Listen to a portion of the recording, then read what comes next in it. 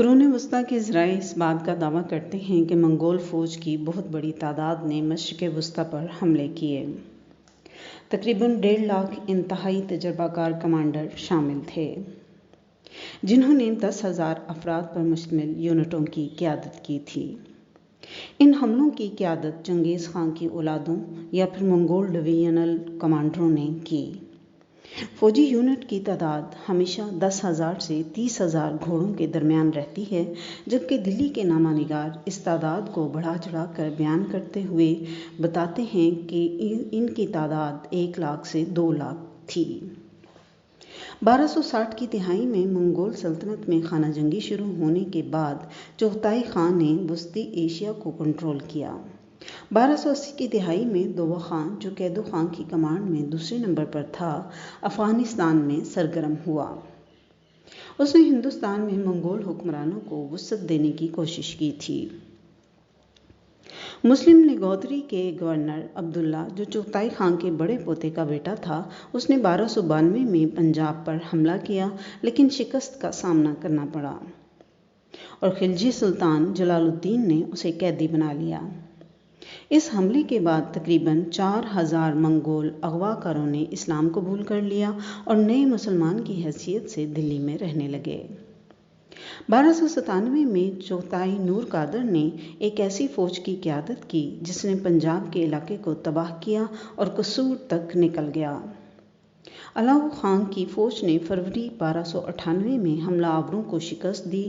1298 سے 99 میں منگول فوج نے سندھ پر حملہ کر دیا اور قلعہ سیستان پر قبضہ کر لیا۔ ان منگولوں کو شکست ہوئی اور بیشتر کو گرفتار کر لیا گیا اور دلی لایا گیا۔ اس وقت علاؤ خان کی فوج گجرات پر چھاپے مارنے میں مصروف تھی۔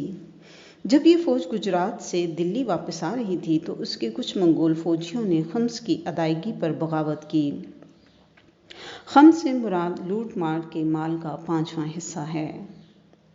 اس بغاوت کو کچل دیا گیا اور دلی میں بغاوت کرنے والے خاندانوں کو سخت سزائیں دی گئیں۔ 1299 میں دوبہ نے اپنے بیٹے قتلوق خواجہ کو دلی فتح کرنے کے لیے بھیجا۔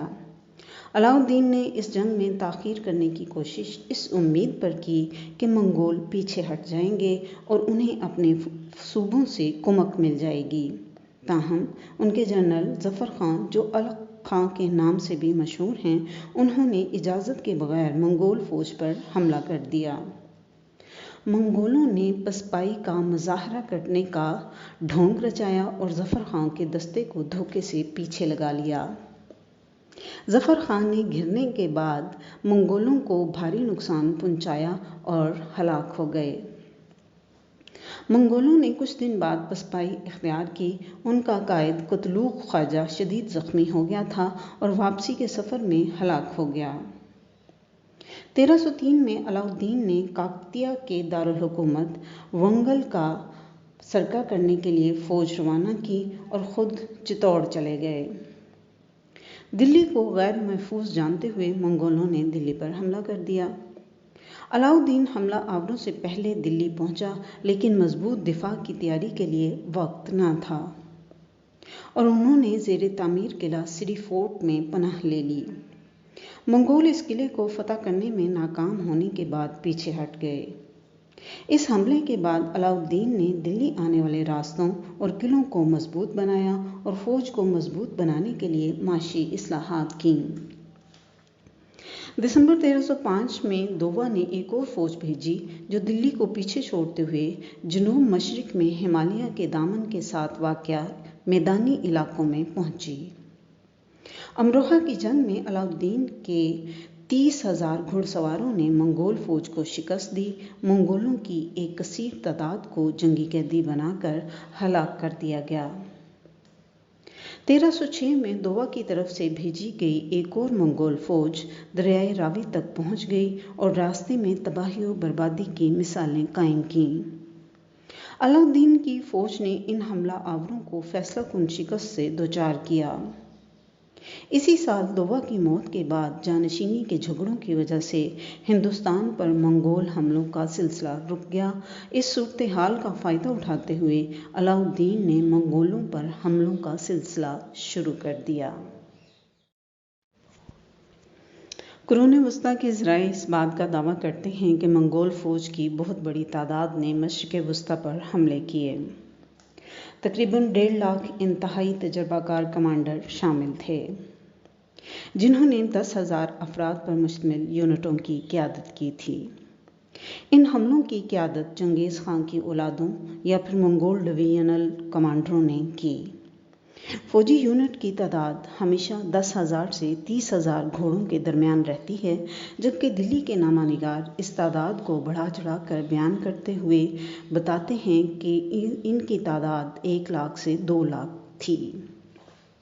1260 کی دہائی میں منگول سلطنت میں خانہ جنگی شروع ہونے کے بعد چغتائی خان نے وسطی ایشیا کو کنٹرول کیا۔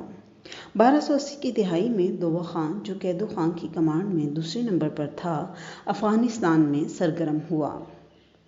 اس نے ہندوستان میں منگول حکمرانوں کو وسعت دینے کی کوشش کی تھی۔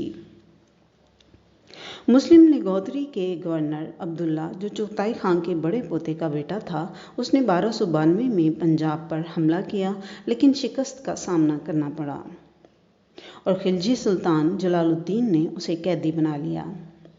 اس حملے کے بعد تقریباً 4000 منگول اغوا کاروں نے اسلام قبول کر لیا اور نئے مسلمان کی حیثیت سے دلی میں رہنے لگے۔ 1297 میں چغتائی نور قادر نے ایک ایسی فوج کی قیادت کی جس نے پنجاب کے علاقے کو تباہ کیا اور قصور تک نکل گیا۔ علاؤ خان کی فوج نے فروری 1298 میں حملہ آوروں کو شکست دی۔ 1298 سے 99 میں منگول فوج نے سندھ پر حملہ کر دیا اور قلعہ سیستان پر قبضہ کر لیا۔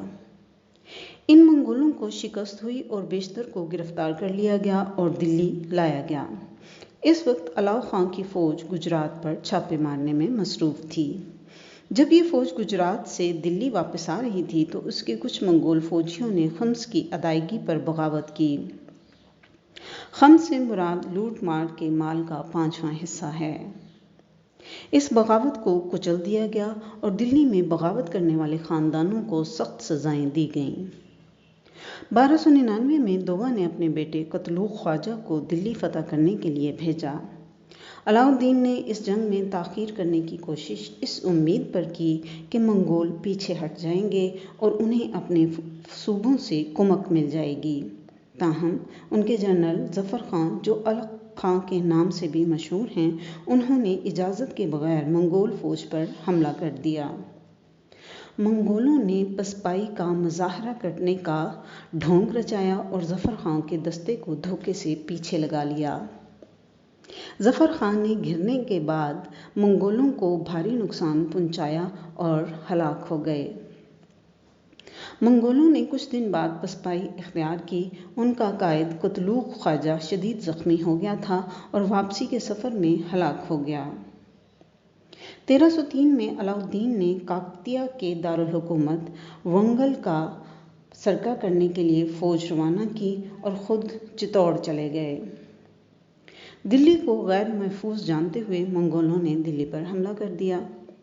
علاؤ الدین حملہ آوروں سے پہلے دلی پہنچا، لیکن مضبوط دفاع کی تیاری کے لیے وقت نہ تھا اور انہوں نے زیر تعمیر قلعہ سری فورٹ میں پناہ لے لی۔ منگول اس قلعے کو فتح کرنے میں ناکام ہونے کے بعد پیچھے ہٹ گئے۔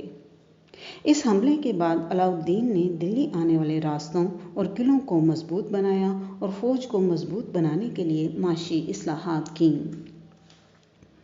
دسمبر 1305 میں دوبہ نے ایک اور فوج بھیجی جو دلی کو پیچھے چھوڑتے ہوئے جنوب مشرق میں ہمالیہ کے دامن کے ساتھ واقع میدانی علاقوں میں پہنچی۔ امروہہ کی جنگ میں علاؤ الدین کے 30,000 گھڑ سواروں نے منگول فوج کو شکست دی۔ منگولوں کی ایک کثیر تعداد کو جنگی قیدی بنا کر ہلاک کر دیا گیا۔ 1306 میں دوبہ کی طرف سے بھیجی گئی ایک اور منگول فوج دریائے راوی تک پہنچ گئی اور راستے میں تباہی و بربادی کی مثالیں قائم کیں۔ علاؤ الدین کی فوج نے ان حملہ آوروں کو فیصلہ کن شکست سے دوچار کیا۔ اسی سال دوبہ کی موت کے بعد جانشینی کے جھگڑوں کی وجہ سے ہندوستان پر منگول حملوں کا سلسلہ رک گیا۔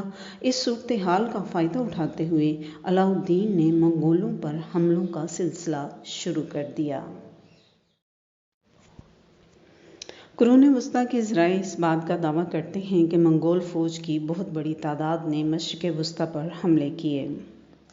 تقریباً 1.5 لاکھ انتہائی تجربہ کار کمانڈر شامل تھے، جنہوں نے 10,000 افراد پر مشتمل یونٹوں کی قیادت کی تھی۔ ان حملوں کی قیادت چنگیز خان کی اولادوں یا پھر منگول ڈویژنل کمانڈروں نے کی۔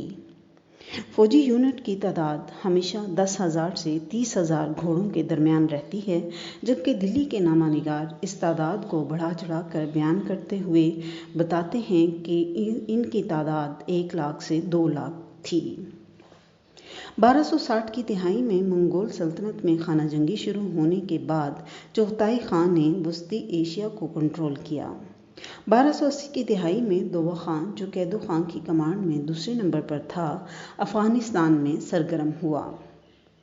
اس نے ہندوستان میں منگول حکمرانوں کو وسعت دینے کی کوشش کی تھی۔ مسلم نیگودری کے گورنر عبداللہ، جو چغتائی خان کے بڑے پوتے کا بیٹا تھا، اس نے 1292 میں پنجاب پر حملہ کیا، لیکن شکست کا سامنا کرنا پڑا اور خلجی سلطان جلال الدین نے اسے قیدی بنا لیا۔ اس حملے کے بعد تقریباً 4,000 منگول اغوا کاروں نے اسلام قبول کر لیا اور نئے مسلمان کی حیثیت سے دلی میں رہنے لگے۔ 1297 میں چغتائی نور قادر نے ایک ایسی فوج کی قیادت کی جس نے پنجاب کے علاقے کو تباہ کیا اور قصور تک نکل گیا۔